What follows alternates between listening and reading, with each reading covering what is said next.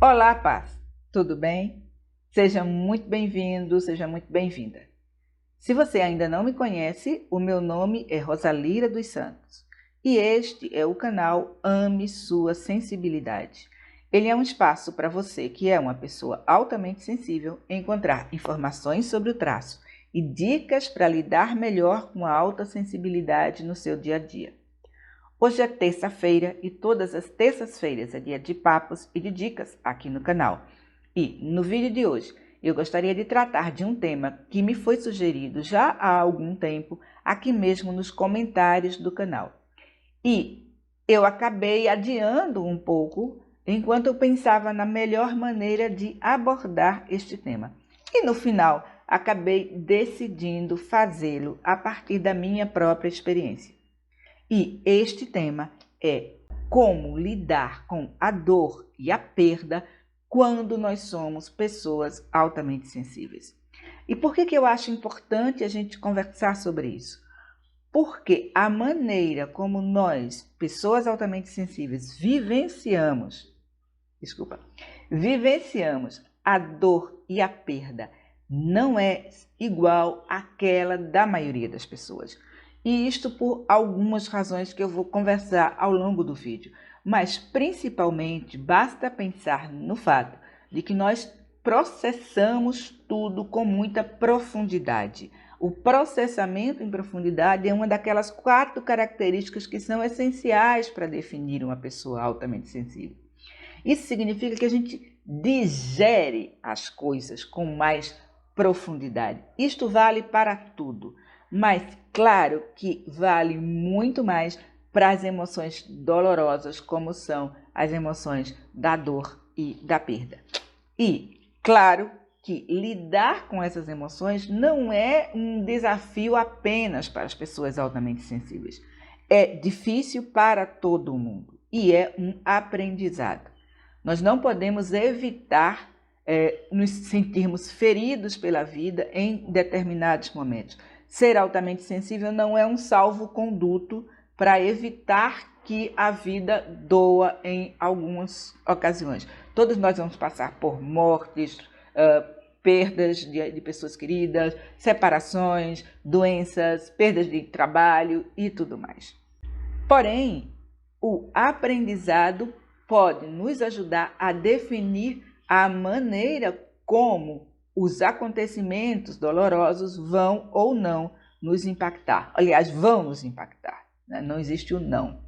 Todos nós conhecemos, por exemplo, pessoas que após uma perda reconfiguram a vida. O caso, sei lá, daquela mãe que perdeu um filho num acidente de trânsito e desenvolve todo um trabalho para buscar assegurar que as nossas estradas sejam mais seguras, né? E coisas do gênero. Os psicólogos, inclusive, falam em crescimento pós-traumático para definir este processo de algumas pessoas que saem de um evento doloroso transformadas e fortalecidas. Porém, todos nós também conhecemos aquelas pessoas que permanecem presas na dor causada pelo evento do passado e não conseguem criar alternativas ou visualizar alternativas para o seu próprio futuro. Então, aprender a assimilar, a lidar, a reconfigurar-nos diante da dor e do luto é um aprendizado para todo mundo. Mas atenção, eu não estou falando aqui do simplesmente supere, siga adiante. O primeiro passo para a gente lidar com a dor de uma perda é aceitar o fato e aceitar a dor que nós estamos sentindo. O sofrimento é uma emoção valiosa.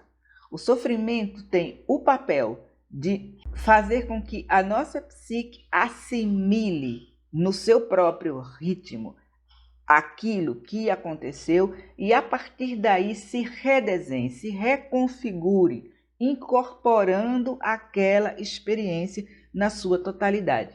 Veja, nem eu nem você seremos, ao sair de uma experiência dolorosa, seremos as mesmas pessoas que éramos antes do acontecimento. Não é disso que se trata. Tentar voltar no passado, tentar agir como se não tivesse acontecido nada é infantil e é danoso. Como eu disse, o sofrimento tem o papel de nos ensinar e de nos guiar a nossa psique em direção à cura. Acontece, porém, que nós vivemos numa sociedade que tem verdadeiro horror à dor, à perda e ao sofrimento. Estas são emoções que nós queremos banir do convívio social. E sobre isso, eu li recentemente que o Manual Estatístico de Transtornos Mentais acaba de incluir um novo transtorno na sua já longa lista, né? Que é o transtorno do luto prolongado. Eu confesso que fiquei muito assustada quando eu li isto. Fiquei assustada por duas razões. A primeira é que eu não consigo conceber como alguém vai definir que o luto da outra pessoa é prolongado ou está no tempo certo. O luto de cada um de nós depende, 1, da pessoa que nós somos, 2, daquilo que nós perdemos e 3, e principalmente do lugar que aquilo que nós perdemos ocupava na nossa vida, da importância que a gente atribuía àquilo que nós perdemos. Então, é absolutamente individual e eu não vejo como uma autoridade externa vai definir que ele está no tempo certo ou que ele é prolongado. A segunda razão pela qual isso me deixa profundamente assustada está exatamente na nossa diferença enquanto pessoas altamente sensíveis. Veja, como uma pessoa altamente sensível, tanto eu quanto você, vamos processar essa emoção com mais profundidade, porque é assim que nós processamos tudo na nossa vida, e vamos também sentir essa emoção com mais intensidade, porque a emocionalidade intensa é uma daquelas 4 características que definem o traço.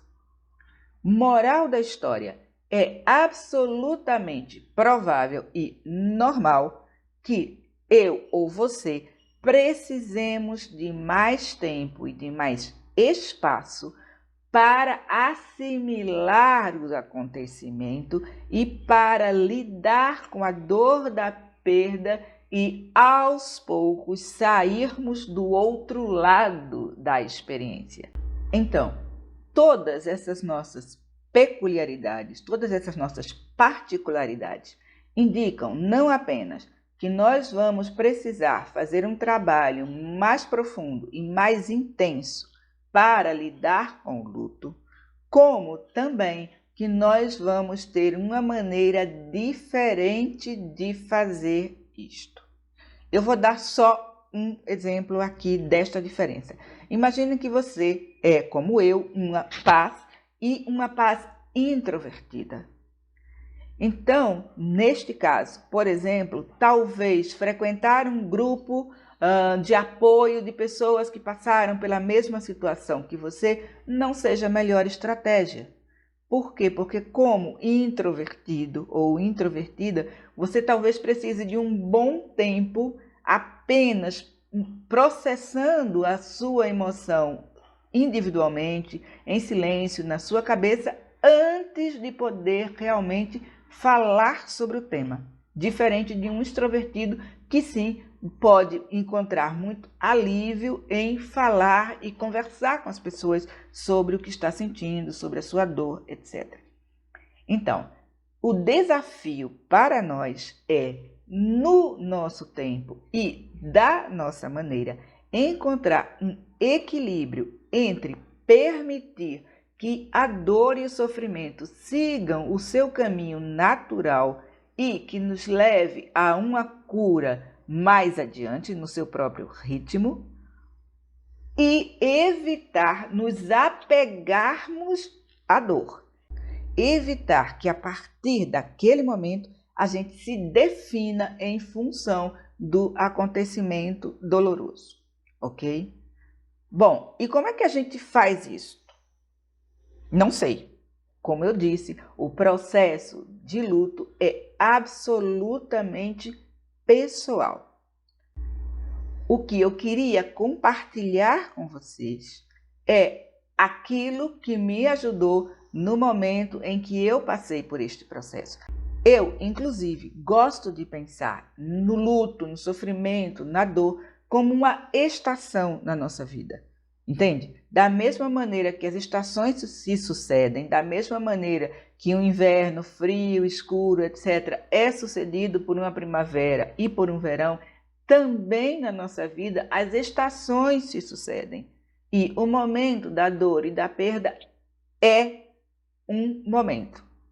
E você deve permitir tanto que ele seja este momento e tenha a duração que tiver de ter, como também você deve permitir-se sair deste momento e entrar na estação seguinte.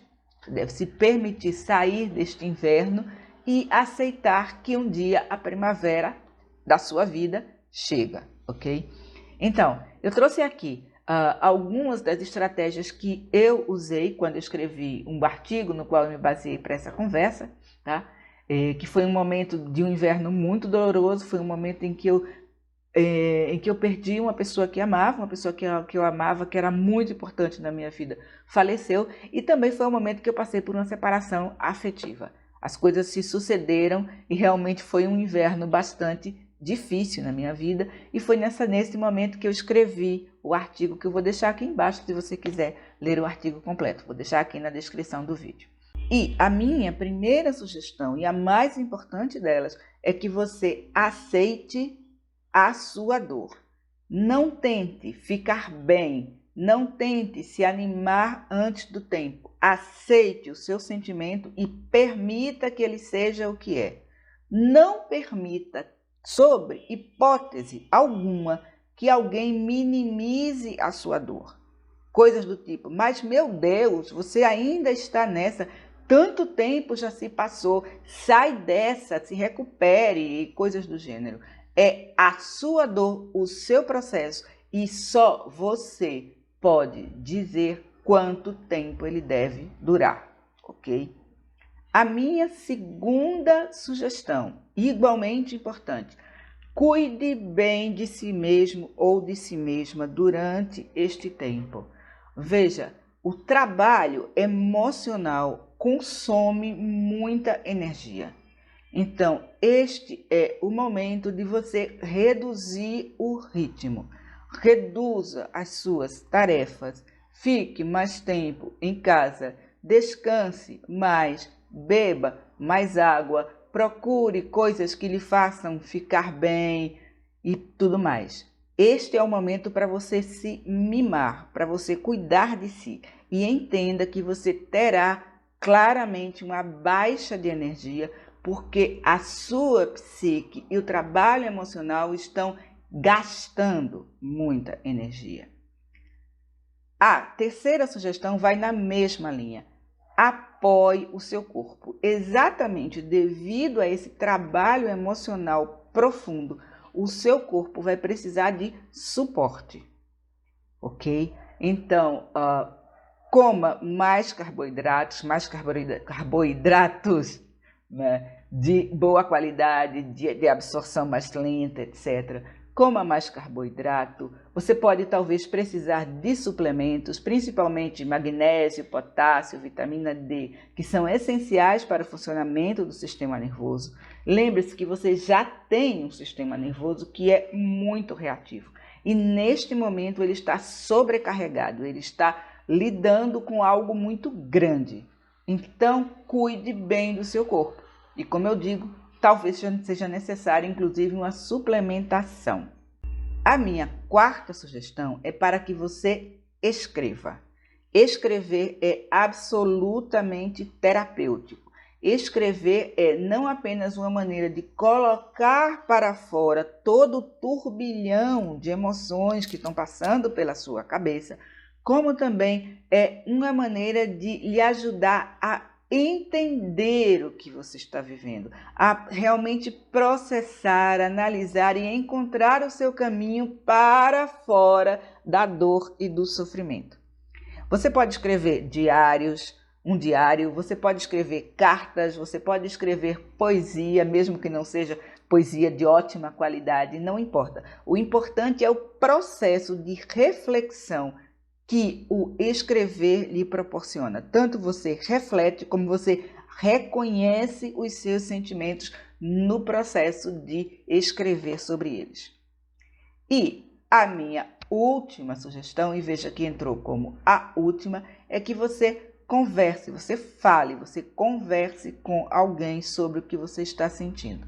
Quando você se sentir pronto ou pronta, e se você se sentir pronto ou pronta, pode ser muito útil falar e conversar com alguém sobre tudo o que aconteceu, sobre como você está se sentindo, sobre como você espera vir a se sentir e tudo mais. Porém, atenção aqui. Veja, muitas vezes as pessoas queridas estão aflitas pelo seu sofrimento. Como eu disse, nós vivemos numa sociedade que não sabe lidar com a dor. Então, muitas vezes as pessoas estão tão aflitas que elas querem que você se recupere logo. E isto pode ter o efeito contrário. Isso pode levar a que você se sinta culpado ou culpada também porque a pessoa próxima está angustiada pelo seu sofrimento. Como nós somos muito empáticos, você não precisa desta carga extra. Então, a minha recomendação é que, na medida do possível, você busque conversar com uma pessoa mais neutra. Um profissional, um terapeuta, ou um conselheiro, ou um líder religioso, ou um amigo mais distante que você realmente confia. Mas se e quando você se sentir preparado ou preparada, falar e conversar é algo importante.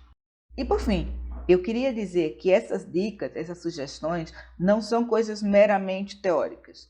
São os passos que eu segui e que me ajudaram quando eu passei por este momento difícil da minha vida e que, de certa forma, continuam me ajudando hoje nos pequenos desafios, nas pequenas dores que todos nós passamos. E eu queria também perguntar a você como você lida com a dor e a perda.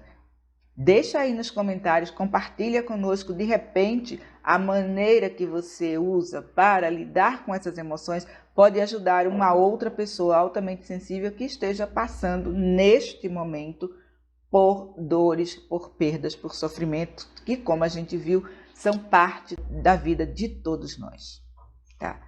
Bom, antes de terminar também eu queria lhes pedir desculpas porque vocês devem estar ouvindo, né, o tempo inteiro um ruído de fundo aqui. Tem uma obra acontecendo aqui ao lado, então não tem muito o que eu possa fazer para evitar. Mas, para concluir, eu queria te dizer o seguinte: uma das coisas que me ajudou e me ajuda sempre quando eu me vejo numa situação que é dolorosa, que me magoa, é pensar qual o aprendizado que eu posso tirar disso.